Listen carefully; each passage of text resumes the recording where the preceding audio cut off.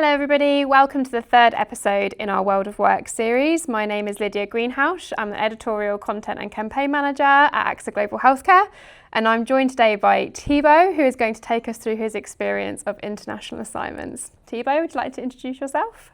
Sure, so Thibault, French, 10 years with AXA, currently living in Spain, and I lead the individual segments for AGH.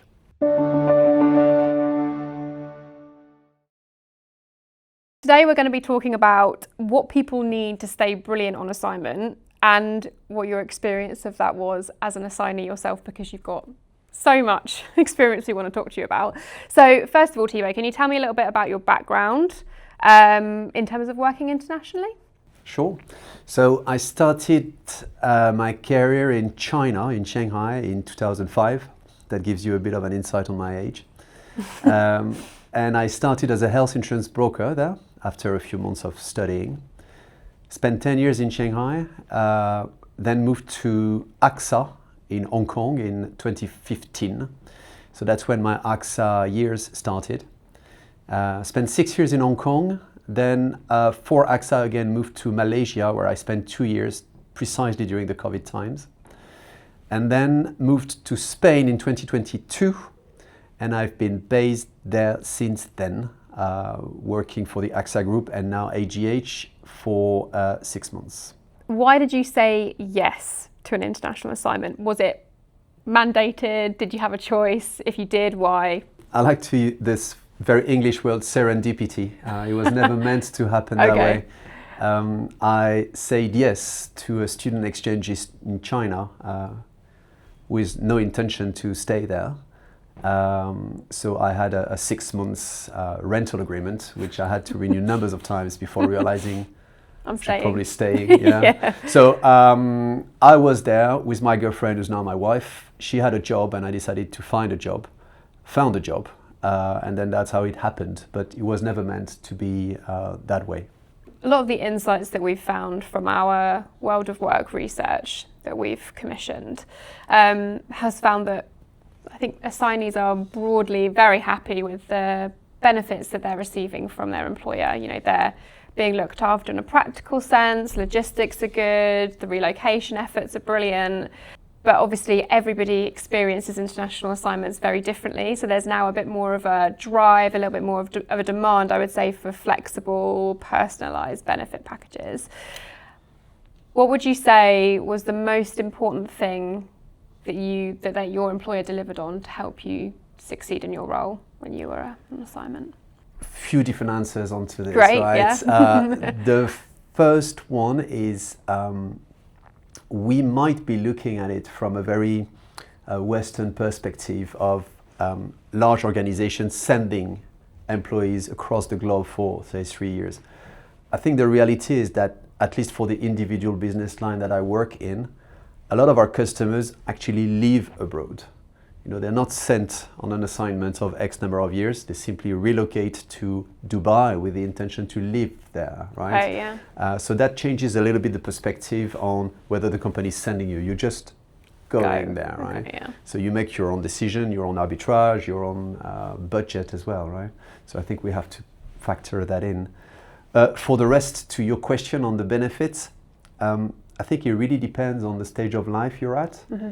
So I started as a student with my girlfriend, right? So you don't really care about health insurance, but you still need a big major medical cover. Mm-hmm. Then, you know, my wife became pregnant, so pregnancy coverage matters, coverage of congenital conditions, and you need greater benefits, even well-being for the kids, you know, injections, follow-ups type of things. Yeah, of course. Then kids grow up, we do too, and we no longer need pregnancy coverage. So I think the benefits really need to adjust on the stage of life you're in. Yeah, they evolve, yeah. Now at the age, my kids' age now are 16, 14 and 12, they're all born in Asia, but they live in Spain, we live in Spain, and now what's coming up is orthodontics, which was not a requirement 10 years ago. So I think they change over time, these benefits. Yeah. Is there any particular support that you received, and I would say across any of your assignments, well, when you're in Shanghai, Hong Kong, that was sort of key to your success, something that really made the difference? Yes, I think my best experience was when we moved to Spain. I was the breadwinner, so it's very important that I can hit the ground as fast as possible. And so my employer had put everything in place so that my wife and my children are getting the right support, and I can focus as much as I possibly can on the job. And that helps. It pacifies everything, right? And I remember the relocation company in Spain actually saying that they were not there to help me, but they were there to help the rest of my family. Fantastic, right? Not necessarily me in reality. Yeah, because it's a transition for everybody. It is. It is, and also if it doesn't work for them, then it won't work for me. It's like a domino effect, right? So absolutely. Handle this part first. Make sure it runs as well as possible. Yeah. As for me in the job, you're also when you're working, you're also surrounded by colleagues, local HR that actually help you daily. Yeah, absolutely. Well, this won't come as any surprise to you then, Thibault, that in our research we found that one of the biggest well-being challenges that assignees face is family-related stress, and it's actually one of the reasons why assignees fail most frequently as well. Just because obviously, like you said, it's a domino effect. If even one member of your household probably isn't very happy, it can cause a ripple effect on everybody else. So you've kind of already touched on this already. Tell us about your experience in relation to your family. They came with you, obviously when you had a family, but when you didn't, how do those experiences differ? All our children, we have 3 children, all of them were born in Asia as we were abroad, right? So they were born overseas. They are really international citizens. They've actually never lived in France. So it came quite naturally with the flow, right? We got married, the idea of being parents came up, so of course you get pregnancy coverage, and then it goes like that quite naturally, I'd like to say, right? Great, yeah.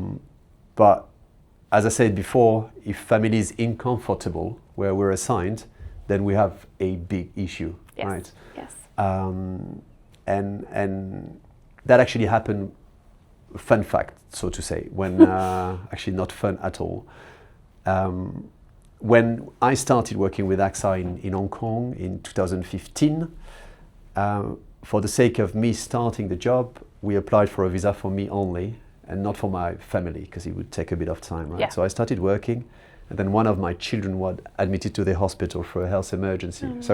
But without a visa, you don't get treatment, no coverage, right? But AXA straight away actually activated a visa requirement for my daughter who was hospitalized, and they managed to get it through.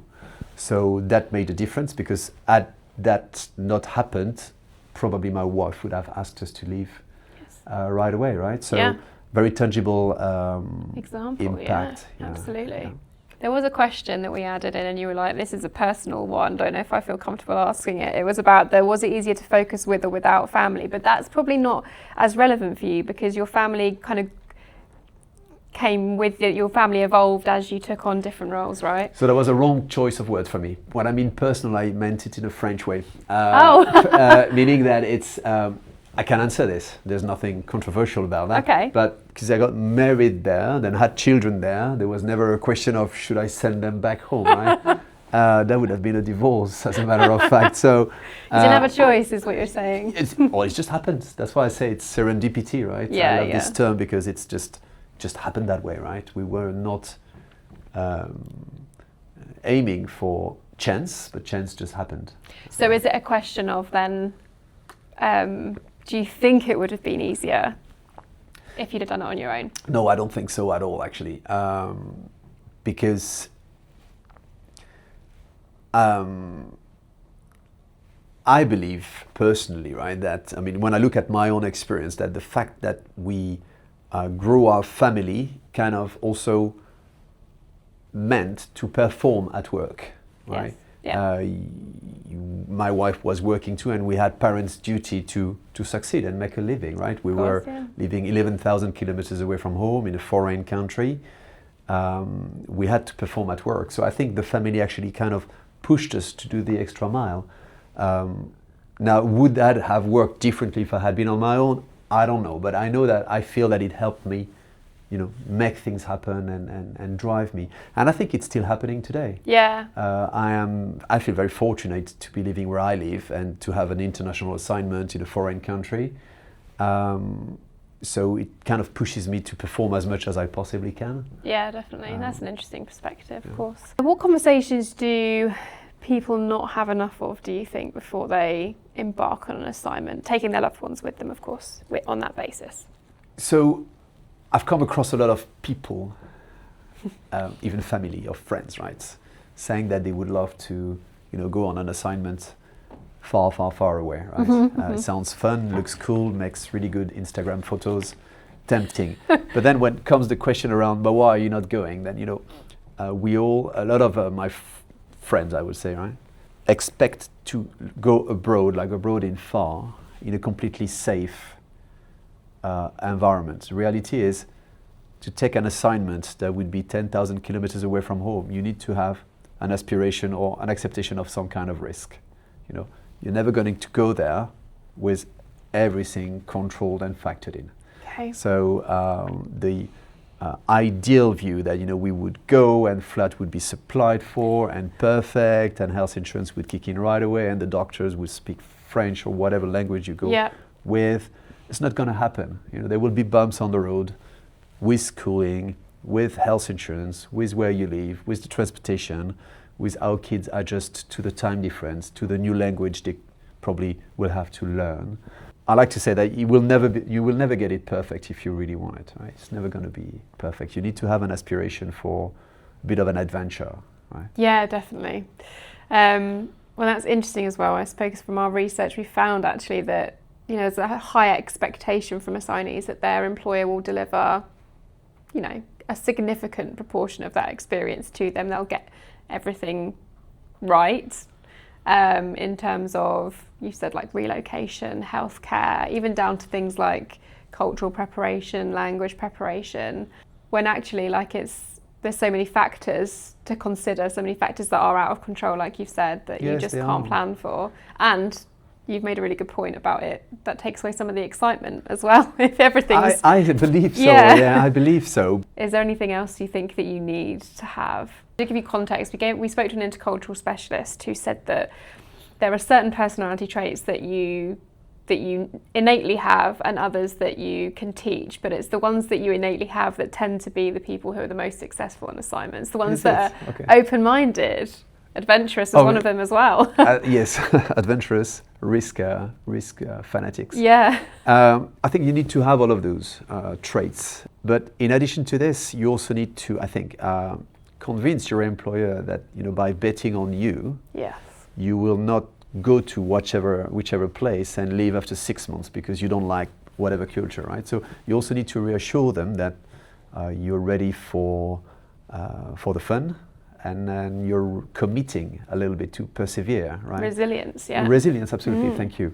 But if your employer sends you to Mexico and actually you don't really like the Mexican culture, as your employer, I would want to know that a little bit before. Yeah. Right? Yeah. So it's kind of convincing your employer that you're resilient, as you said. You're absolutely right. And you've got those screening that you probably go through as assignees where you sort of seek some of that out, but it's only really when people are on assignment that you could truly tell whether they're going to succeed or... Probably, yeah, probably. So risk, like you say, for the organisation as well. It is a risk for the organisation anyway. To send someone abroad is a risk for the organisation. It could go wrong, it has gone wrong, and you need to make sure that it works. One of the things that I've come across in large organisations when I was abroad is, the end of an assignment isn't always at the right time of the year, right? It's not always on January 1st or August 1st. It could be March 1st, right? So March 1st, when you're with family, it's in the middle of the school year, your wife might, or your husband, your partner might have an assignment, a job at the same time. So, there is that cadence challenge that could bring some heat sometimes. Yes. But that's the pace of the business and you have to live with this. But if you're not ready to face this, then maybe you're not up for the challenge. And it comes back very much to what you said earlier around you can't have control of everything. You've got to let just some things be. And that's where that resilience comes in, I think. Totally. Absolutely. There will always be part of unforeseeable. Would you say there was anything that your family really, going back to family again, but do you think there's anything that your family really struggled with while you lived abroad? I don't think they struggled because they had adjusted to the reality. So where someone else in the same situation might have struggled, my family was kind of fine with this. I'll illustrate this, right? We relocated from Hong Kong to Malaysia during the COVID time of July 2020. Okay. So back then we had to give away our flat in Hong Kong, and the Malaysian consulate would give us a visa on the morning, and we'd have to fly on the same day, right? So we were in a hotel, going to the consulate in the morning, and one morning they say, "You're going," right? So it wasn't a struggle because we're fine with this, we're okay with that, right? Whereas probably someone who's sent on a first assignment abroad would find it extremely uncomfortable. Yes. So it also goes with experience in how much you can take, I think. Yeah. And this locally hired expatriates that I keep referring to, because I think this is the biggest bulk out there, they're usually fine with this. So you probably had networks at work that you were able to, meet people. How did you meet people outside work? And how did your family build communities, connections, friends? So I think it's probably the easiest thing in the world in reality. Do you? Okay. Yeah. My opinion is that if you are open to risk to the point that you can take an assignment 10,000 kilometers away from home, it means there is something in your behavior that is open, right? Yeah, definitely. Everywhere you go, everywhere we went, should I say, there is always a local community of English speakers, for us French speakers. You have this children's school, and then it's all down to you as an individual, like, do you want to meet people? And if you want to meet people, they'll come to you. They'll come to you because when you are on an assignment abroad, there is a natural attrition of people. Okay, I like to say that every year you're losing about 20 to 30% of your friends, of your connections. So inevitably, you always have to build up and be social and meet people. Otherwise, within a frame of 3 years, you're left on your own, right? Yeah. So, and I think that the further you are away from home, the stronger that is. The network is really strong. So it was never an issue to meet people. Communities are strong, communities help each other. And that's because there isn't the wider network in terms of like wider family support. Correct. And that's, so you're Correct. operating in those systems for each other. Yeah. Correct. As an illustration, comes Christmas, right? Everyone wants to be home with family for Christmas, but you can't always travel for Christmas. In Asia, for instance, Christmas is not particularly a holiday, right? So we've spent 17 Christmases in a row in Asia. Now the next question is, who do you spend that Christmas with? Yeah. Right? So we spent it with friends who were in the same situation, so these friends become family very quickly. And I found it somehow easier to connect when you're far from home as opposed to when you're closer to home. Yes. Because people who are abroad, they need to meet new people all the time, I think. What have you taken from each experience to make the next one better? I think over time, as you relocate from a country to the next or from one job to the next, you build up a thicker skin. Yeah. Which you could probably name resilience, meaning not being stopped by a challenge you're seeing, but be patient and figuring out at the end. So I think that's probably what we've learned over time, resilience. You and you say you, do you mean you and your family? All the time. And when I say me, I always refer to my family and I, because an assignment when you're moving abroad with family is not you. If it's you, then as the breadwinner, as the one being sent abroad, if it's only about you, it's going to fail. Yeah. It will fail. If it's a remote assignment, if it's going from Paris to London or from Paris to Germany, that's a relatively close assignment. But if you're really sent far in a different culture, it can't be only about the breadwinner. It has to be a family project, really.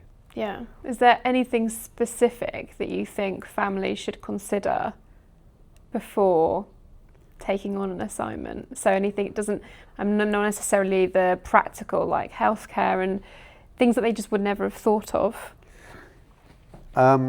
Surprises. No, I'd say not far off, but I'd say let's have fun. Let's be ready for an adventure. Yeah. It will be an adventure. It will be remembered. It will be remembered. It will be fun.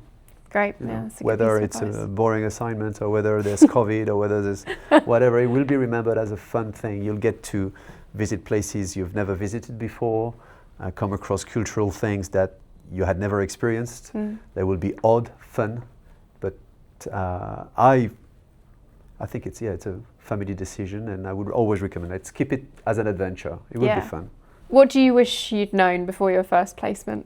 I don't think I'd wish I had known anything, because I like to think it's fun, as I said, and if you're being sent abroad, for a special duration or with a special warning, it kind of kills the fun a little bit. Yeah.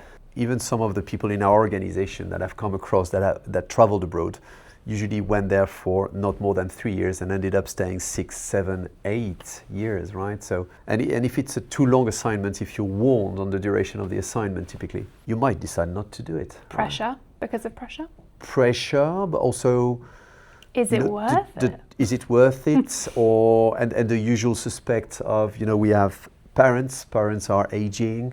I don't want to stay away for too long. Friends I've had here for a long time. That apartment I've just bought that I don't want to get away from, this type of things, right? Yeah. Which is a very human reaction. So I wish we hadn't told me anything. What would you tell someone who's going to take on an assignment, short term or long term? Go for it. Go for it. Go for it. Great. Go for it. Jump. Everything will be all right at the end. Yeah. Don't wait for it to be perfect on paper. If you do this, you'll just never go. Accept some part of unforeseeable and risks. I haven't even done one, and I would agree. No, I mean, again, I understand it's completely marginal to want to be abroad. I mean, none of my siblings, and actually none of my cousins has ever worked abroad. So it's not, I understand that. Do you think your children will take on internationally mobile roles, or? I think they will probably like to believe that they won't, but eventually they will. Yeah, like you said, it's in their blood, isn't it? I think it is, yeah. When you look back at all of these experiences, what would you say has helped you stay your best? So either professionally or personally? I think home, like in the apartment with the family, was kind of the safe room, if we can say this, safe place. Yeah. We've always made sure that whenever we would go home in the evening, it would feel like home and it would feel safe.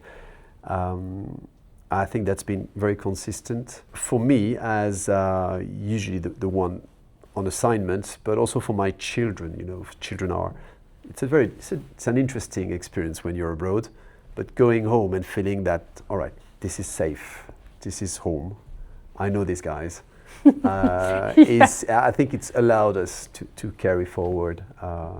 It's that familiarity after something all day that might feel unfamiliar, isn't it? That sort of... It is, but you could go, I mean, the chaos out there. but as far as even the language you're speaking, right? Most of us would speak English all day long, but none of us are native English speakers. So when you go home at 7 p.m., 8 p.m., 10 p.m., quite happy to go back to your home language sometimes. Yeah, it's lovely just to settle into that. Yeah. Calm down and speak, and that was always at home. So even kids who speak several languages, when they come home, when my kids come home, there's only French spoken at home, and it's not zombism. It's just here. Yeah. This is home. Quiet. Keep down. And my final question of the day, Thibault, would you do it all again? I would do it all over again, and it's not over yet. It's not over yet. It's not over yet. Okay. It's not over yet. I'm still abroad. I'm still on an assignment in an international position. So no, I would do it all over again, and I'd recommend anyone who wants to do a bit of adventure to do it. It's always fun. I don't think we'll come across many people who regret going abroad. Thanks for listening to this episode of our World of Work series, and thanks again for Thibault for joining me.